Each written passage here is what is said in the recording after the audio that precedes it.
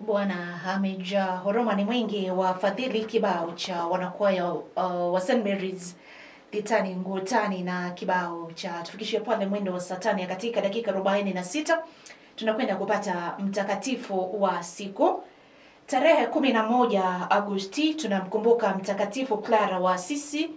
Alikuwa mtawa na mwanzilishi mshiriki wa shirika la Waklara mwanzoni mwa karne ya 12, ambapo anasa na upendaji wa starehe vilitawala.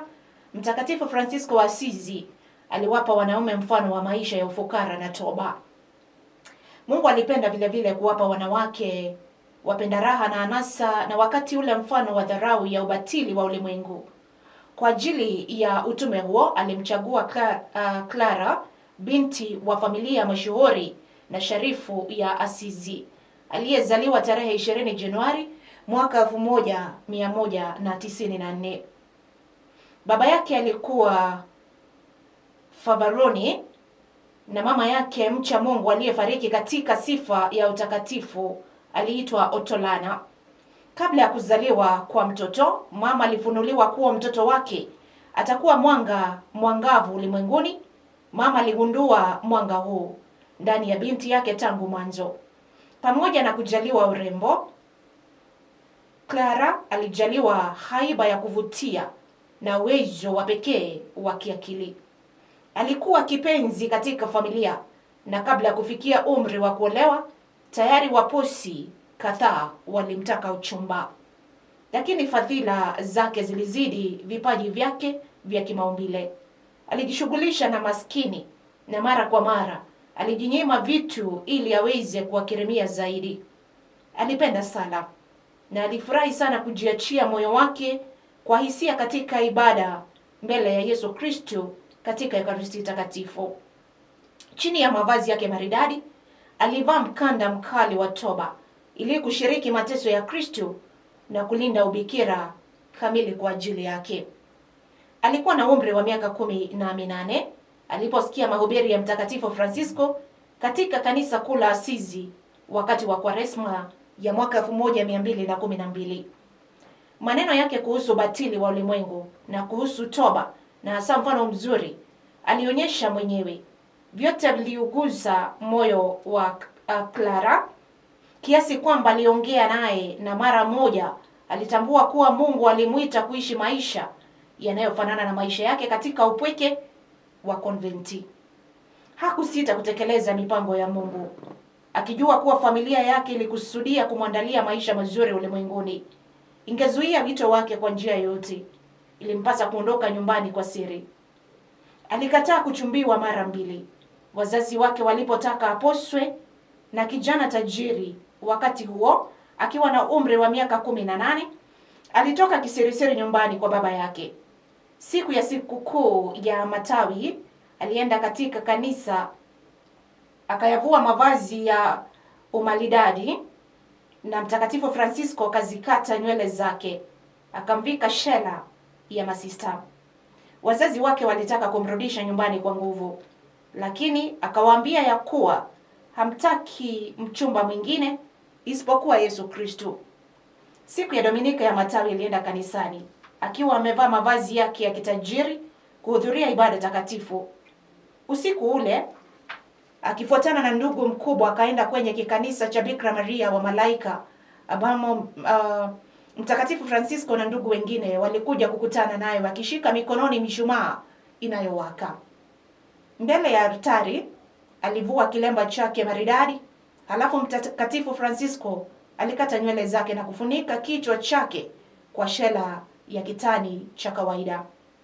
Badala ya mavazi ya kitajiri, alipewa vazi la toba lenye kukwaruza.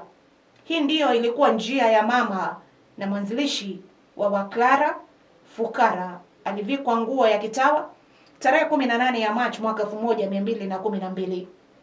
Kwa muda, Mtakatifu Francisco alimtafutia nafasi katika konventi ya masista wa Benedikto.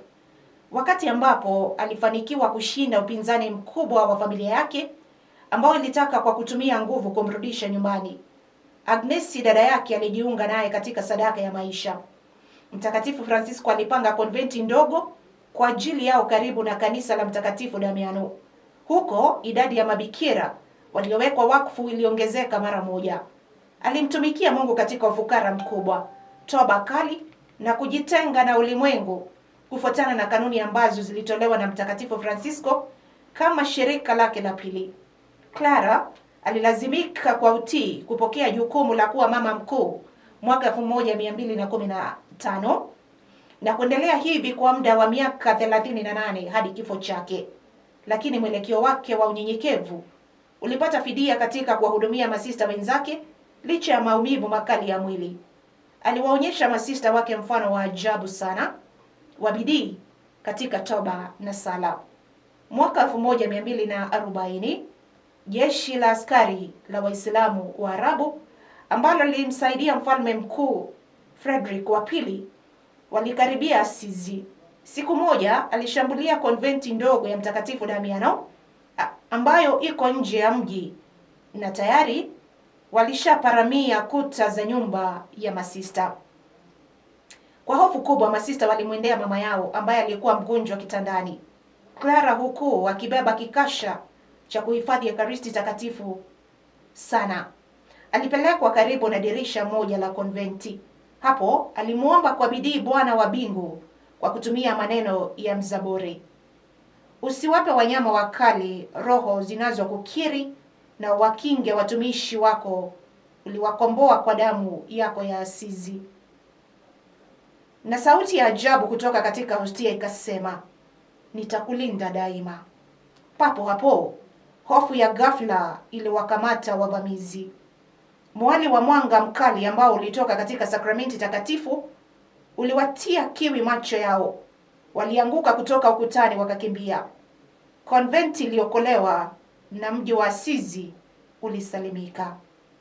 Baada ya kuugua ugonjwa mkali kwa muda wa miaka 30, Clara alihisi kuwa mwisho wake ulikaribia. Baada ya kupokea mpako mtakatifu, yeye na mmoja wa masista wake walimuona malkia wa mabikira akikaribia akifuatana na kundi kubwa kumlaki mchumba wa Yesu Kristo. Tarehe 11 Agosti mwaka 1253 aliingia kwenye raha ya milele na kesho yake mwili wake ulizikwa. Papa Alexander wa 4 alimtangaza mapema kuwa mtakatifu mwaka 1255. Alichaguliwa kuwa msimamizi wa luninga mwaka 1958. Sikukuu ya Mtakatifu Clara inaadhimishwa na matawi yote ya shirika la Wafransisko siku ya 11 ya mwezi Agosti. Mtakatifu Clara ni mtakatifu msimamizi wa runinga ama televisheni. Mtakatifu Clara wa Asizi, utuombee.